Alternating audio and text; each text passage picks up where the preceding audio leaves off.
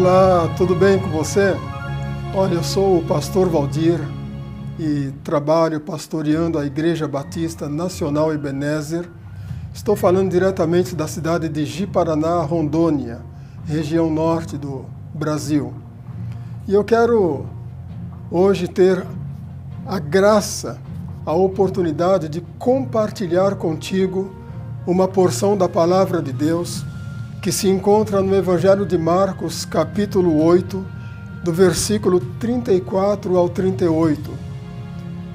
O Senhor Jesus, chamando a si a multidão com os seus discípulos, disse-lhes: Se alguém quiser vir após mim, negue-se a si mesmo, tome a sua cruz e siga-me. Porque qualquer que quiser salvar a sua vida, perdê-la-á. Mas qualquer que perder a sua vida por amor de mim e do Evangelho, salvá-la-á. Pois que aproveitaria ao homem ganhar todo o mundo e perder a sua alma?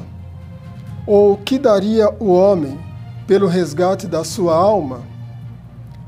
Porquanto qualquer dentre esta geração adúltera e pecadora se envergonhar de mim e das minhas palavras, eu também me envergonharei dele quando vier na glória de meu Pai com os santos anjos. Que o Senhor nos abençoe grandemente através da sua santa e gloriosa palavra. O tema desta mensagem é ganhando através da perda. Para que nós possamos ganhar alguma coisa na nossa visão, na nossa ótica, na nossa maneira de entender as coisas nesta vida, nós precisamos investir mais e mais e mais, poupar, para que possamos alcançar realizações, concretizações, sonhos, para que possamos ter, de repente, aquela casa, aquele carro do sonho, uma viagem do sonho. Nós precisamos poupar, não é verdade? Precisamos economizar. Mas, de repente, surge Jesus dizendo para cada um de nós: se alguém quiser ganhar, precisará antes perder. Como entender isso? Você deve estar pensando: pastor, perder para ganhar? Como pode ser isso? Eu estou sendo pego de surpresa, na verdade, porque aprendi desde a minha infância poupar, guardar para ter mais e mais. Eu quero explicar para você, segundo o Evangelho, o que Jesus quis passar para a multidão. Qual foi a ideia, qual é a ideia principal desse texto que Jesus quis passar não só para aqueles que estavam ao seu redor no momento, há mais de 2000 anos, mas para mim e para você nos dias de hoje. Primeiro, o Senhor Jesus chamou a multidão. E quando Ele chama a multidão para si, vem com esta multidão também os seus discípulos. Discípulos eram pessoas que já seguiam a Jesus, já andavam com Jesus. Pessoas que já tinham deixado muitas coisas nesta vida para investir cada um o seu tempo ao lado de Jesus. Então eles realizavam a obra de Deus com Jesus, aprendiam de Jesus as coisas espirituais, eles evangelizavam com Jesus, eles estavam sempre com Jesus, atendendo às necessidades da multidão. Então, para esses discípulos, não era, de repente, uma novidade o que Jesus estava falando, mas para a multidão, sim. A multidão não seguia Jesus. A multidão não conhecia Jesus. A multidão era abençoada, a multidão era socorrida, A multidão tinha muitas vezes as suas necessidades supridas, mas eles não andavam com Jesus. E você não pode conhecer alguém que você não anda junto, alguém que você não caminha. Há um provérbio chinês que diz que se você quiser conhecer alguém, você precisa comer um saco de sal junto. Imagine você comer um saco de sal com uma pessoa. Um saco, 60 quilos de sal. Imagina. Mas isso significa gastar tempo, investir tempo ao lado dessa pessoa. Então você passa a conhecer, você passa a entrar na intimidade dessa pessoa. Vocês se tornam grandes amigos.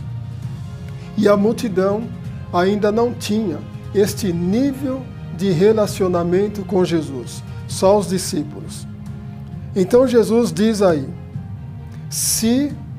olha que é uma condicional.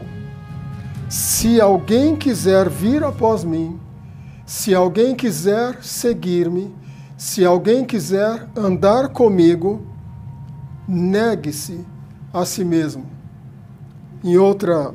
No outro termo seria renuncie-se. Trata-se de uma abnegação. Negue-se a si mesmo, tome a sua cruz e siga-me. Uma pausa aí. Veja que Jesus coloca uma condição.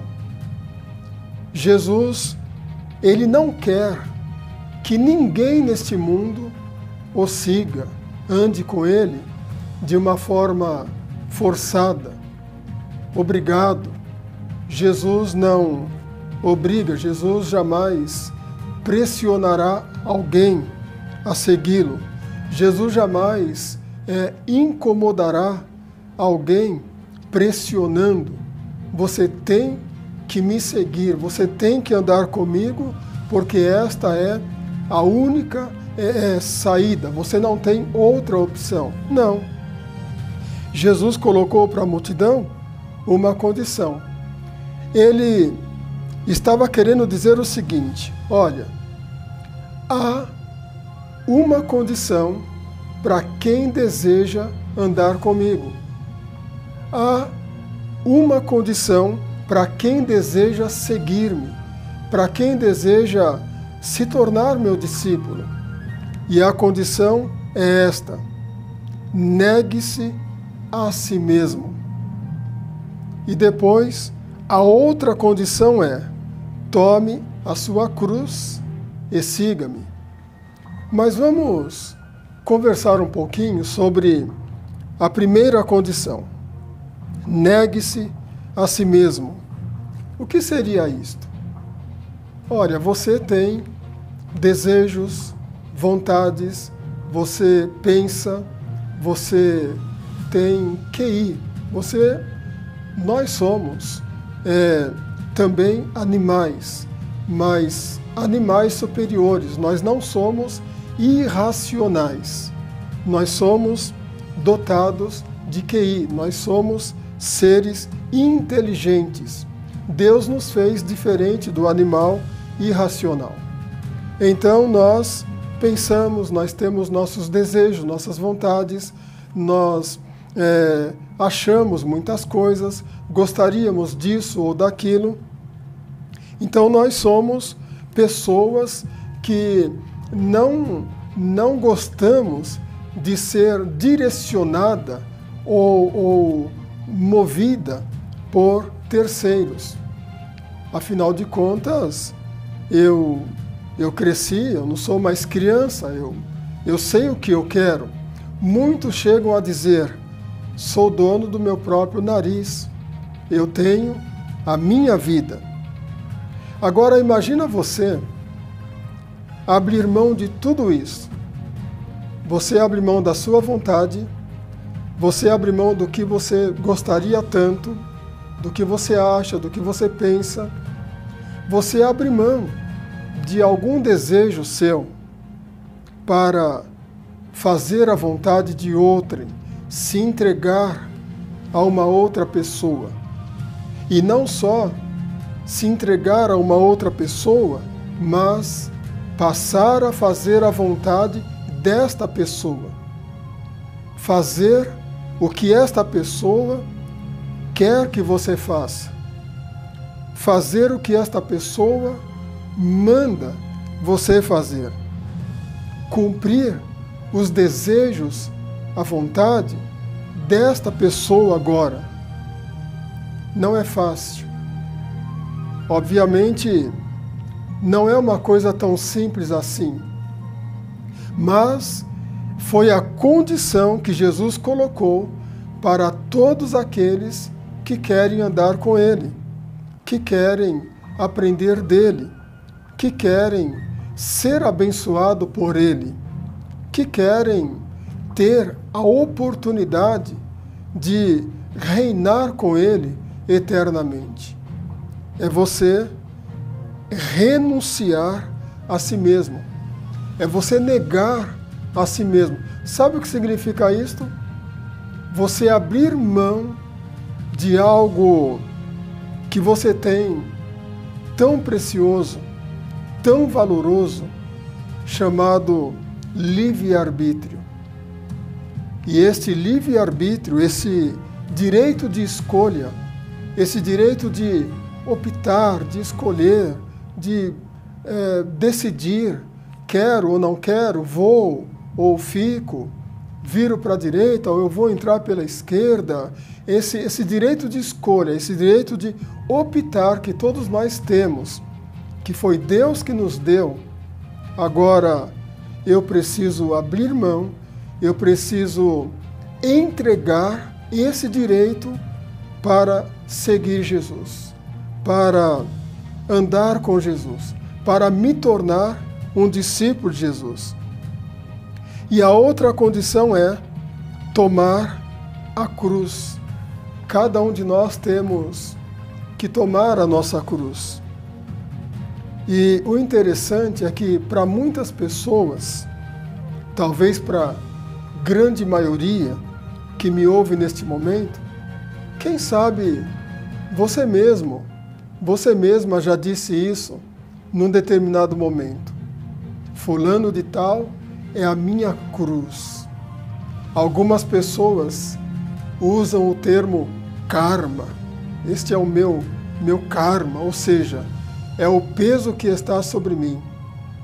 Esse trabalho que eu não gosto de executar, mas eu estou fazendo, porque afinal de contas eu preciso trabalhar. E quando a pessoa diz eu preciso trabalhar, ela está dizendo, na verdade, ou querendo dizer, eu preciso de um salário. Então eu estou aqui suportando, eu estou nesta empresa suportando, porque eu preciso de um salário. Então, para esta pessoa, de repente, este emprego é a cruz a carregar. Para muitas pessoas, a cruz é alguém que esta pessoa não gosta, mas precisa manter um relacionamento. Seja numa empresa, seja numa escola, seja ali na circunvizinhança, até mesmo no meio da parentela, no meio da própria família. Fulano não passa pela minha garganta. Você já disse isso alguma vez? Eu não vou com a cara de fulano, mas você precisa manter um relacionamento por algum motivo, por alguma razão que lhe favorece. Então esta pessoa, para você, seria a sua cruz. Eu tenho que carregar este peso? Não, não é isso. Não são as coisas desta vida, não são os nossos problemas, não é uma dor, não é uma enfermidade, não são as intempéries da vida, as dificuldades desta vida, não são os problemas. A cruz que eu carrego. Quando o Senhor Jesus disse, negue-se a si mesmo, tome a sua cruz e siga-me, Ele estava querendo dizer que, para andar com Ele, para segui-lo, eu preciso estar disposto a morrer. eu tenho que morrer. Afinal de contas, ele iniciou dizendo isso. Negue-se a si mesmo. Morra para você mesmo. Morra para este mundo. Morra para as suas próprias vontades. A partir de agora, a partir do momento que você decide andar com Jesus, não é mais o que você quer, não é mais o que você pensa, não é mais o que você gostaria, não é mais o que você tanto deseja, mas a vontade de Deus para a tua vida. O que Deus pensa acerca de você. O que Deus deseja para você. O que Deus gostaria, o que Deus quer que se cumpra na sua vida. E olha, deixa eu te falar uma coisa. Para mim, é muito mais importante o que Deus quer para mim do que o que eu quero. Para você também não seria diferente. É muito mais importante para nós. É muito mais importante para a sua casa, para a sua família. É muito mais importante para qualquer cidadão, para qualquer cidadã. O que Deus deseja, o que Deus quer, o que Deus gostaria de realizar, do que o que eu quero, o que eu desejo, o que eu tanto gostaria, o que eu tanto tenho vontade de ter ou possuir, fazer, enfim.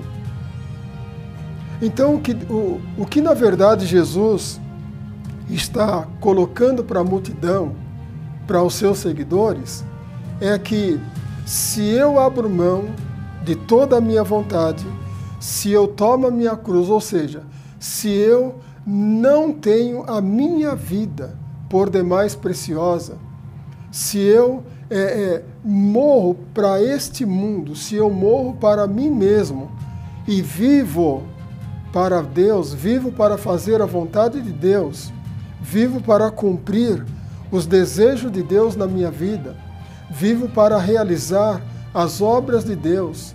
Se a minha mente agora está voltada para Deus, se o meu coração está aberto para Deus, se a minha vida está entregue verdadeiramente nas mãos de Deus, tenha certeza de uma coisa: a sua vida, ela será muitíssimo abençoada, muito mais do que se você fizesse ou continuasse fazendo a sua própria vontade. Quando uma pessoa se coloca no centro da vontade de Deus, em outras palavras, morre para si mesma, como o apóstolo Paulo chegou a dizer: não sou mais eu quem vivo, agora quem vive em mim é Cristo Jesus. A vida que eu vivo agora, vivo-a na fé, no Filho de Deus. Louvado seja o nome do Senhor.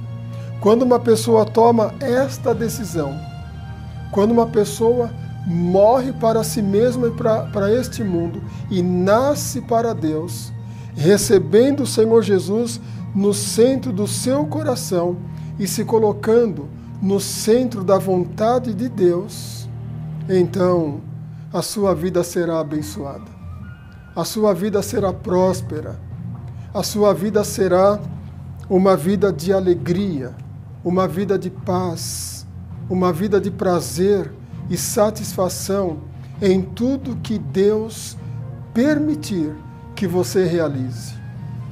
Porque agora, Deus, verdadeiramente, Ele passará a ser o seu pastor. Talvez você um dia disse, ou tem como costume dizer: o Senhor é o meu pastor, nada me faltará. Salmo 23. Quem sabe está pregado aí na sua casa, um cartaz, um quadro, pendurado aí na parede da sua sala, escrito: o Senhor é o meu pastor, nada me faltará. Isso está no boné, na camiseta, banners, por aí afora. É um versículo do Salmo 23, versículo 1, que o mundo inteiro conhece. Mas deixa eu te falar uma coisa, uma verdade, até dura de ser falada, mas necessária. Muitos falam isto indevidamente. Por quê? Quando você diz o Senhor é o meu pastor, você está dizendo o Senhor é o meu guia, é o meu mestre, é quem governa a minha vida, é quem administra a minha vida. O Senhor é quem manda, o Senhor é quem ordena, o Senhor é quem dirige. Cabe a mim tão somente obedecer. Cabe a mim tão somente estar no centro da vontade dele.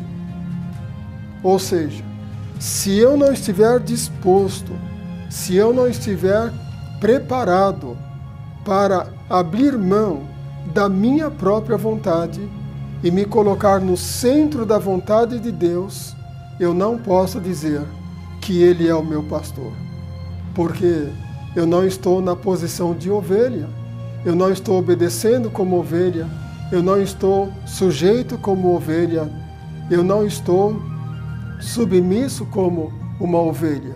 Então eu não posso dizer que Ele é o meu pastor.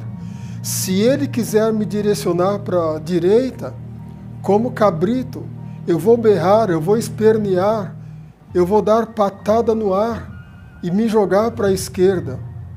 Se Ele quiser que eu pare um pouco, eu vou avançar. Se Ele quiser que eu avance, eu vou ficar parado.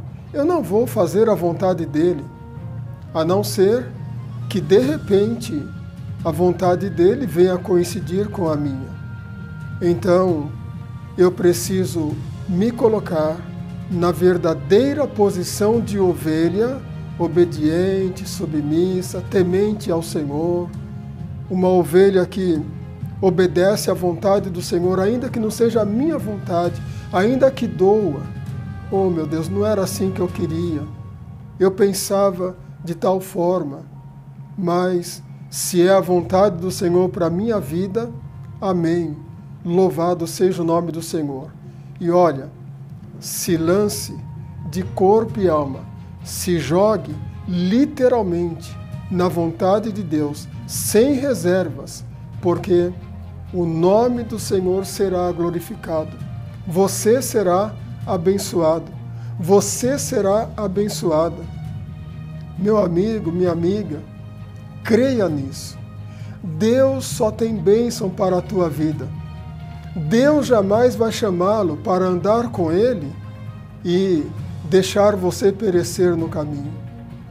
Todo aquele que se lança aos pés do Senhor, todo aquele que se lança no centro da vontade de Deus, certamente glorificará a Deus, agradecendo pelas bênçãos.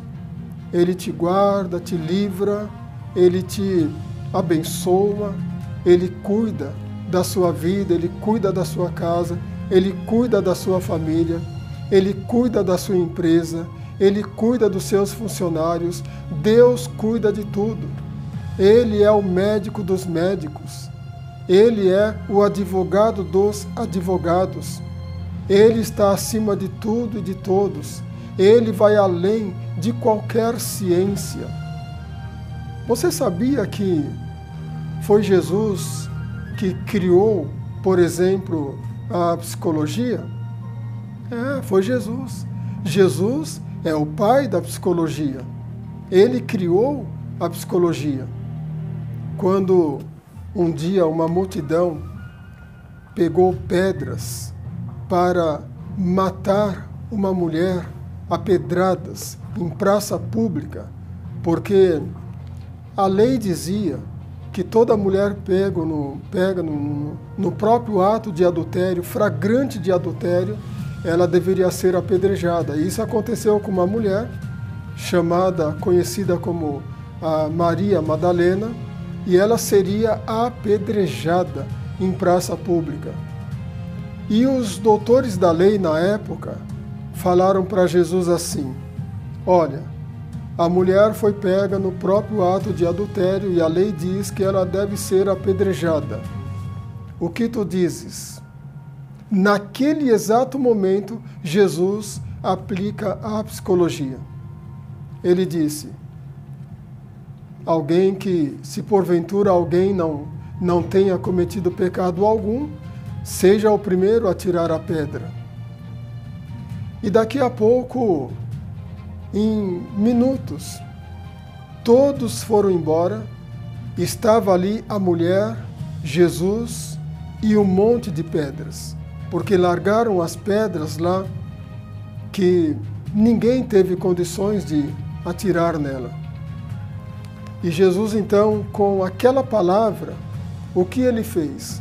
Ele fez com que cada um refletisse sobre a sua própria vida, fizesse uma introspectiva, voltasse para dentro de si mesmo e chegasse à conclusão: eu não posso condenar esta mulher porque também sou pecador. E Jesus a abençoou, Jesus a livrou e disse: mulher, vai e não peques mais. Somente isto. Então Jesus tem tudo de bom para nós.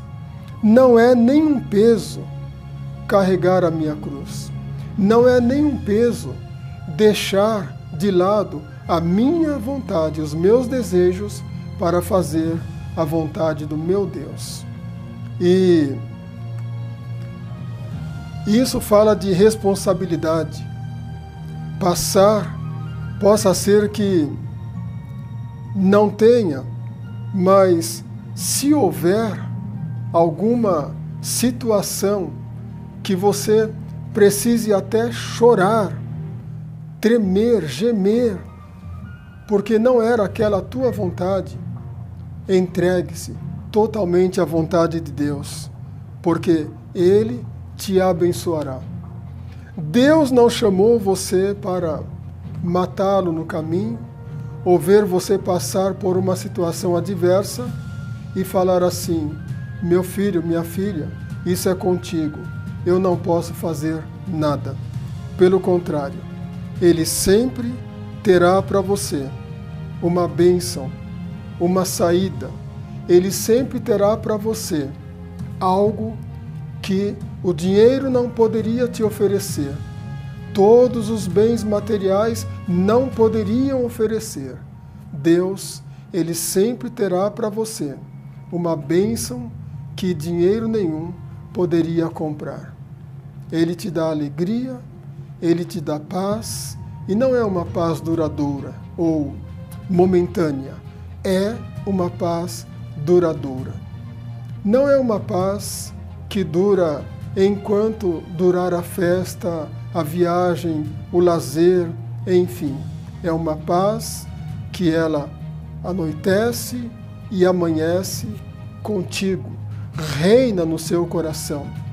Você não terá paz, você viverá, você será uma pessoa que viverá a paz diuturnamente, independentemente das circunstâncias desta vida. E para finalizar, o Senhor Jesus disse assim: que aproveitaria o homem ganhar o mundo inteiro e perder a sua alma? Ou seja, de que adianta ao homem viver para si mesmo, adquirir, conquistar, ter tantas coisas? Infelizmente vivemos num mundo em que o homem, ele é conhecido, ele é valorizado por aquilo que ele tem, não por aquilo que ele é. Mas Jesus, o nosso Deus, Ele quer reconhecer o homem por aquilo que ele é, não por aquilo que tem. Ele prospera o homem. Não estou falando de riqueza, estou falando de prosperidade, porque tem muita gente rica sem paz, sem alegria. O rico também se suicida, o rico também perece, o rico fica muitas vezes com a sua alma inquieta, atormentada, ele perde a consciência, ele se enlouquece, o rico se suicida, se mata. Dinheiro não é problema, bens materiais não é problema. Qual era o problema? Falta de paz, falta de Jesus, falta de Deus, falta da palavra de Deus no coração, falta de se entregar totalmente a Deus para viver uma vida abençoada. E aí ele termina dizendo que qualquer dentre esta geração adúltera e pecadora, adúltera e perversa, se envergonhar de mim e das minhas palavras, eu também me envergonharei dele na presença do meu Pai Celestial. Ele não está falando de adultério físico, carnal, relacionamento entre pessoas fora do casamento. Não, não é esse adultério que Jesus se refere. Quando ele diz, qualquer que dentre esta geração adúltera e pecadora, ele está falando de uma geração, ele está falando de uma multidão de pessoas que adultera, modifica os princípios da sua palavra. Uma geração que quer modificar a sã doutrina, o que ele veio ensinar, as suas verdades eternas, espirituais. E há muita gente que tenta mudar essas verdades. Então isto é adultério, isso é inaceitável.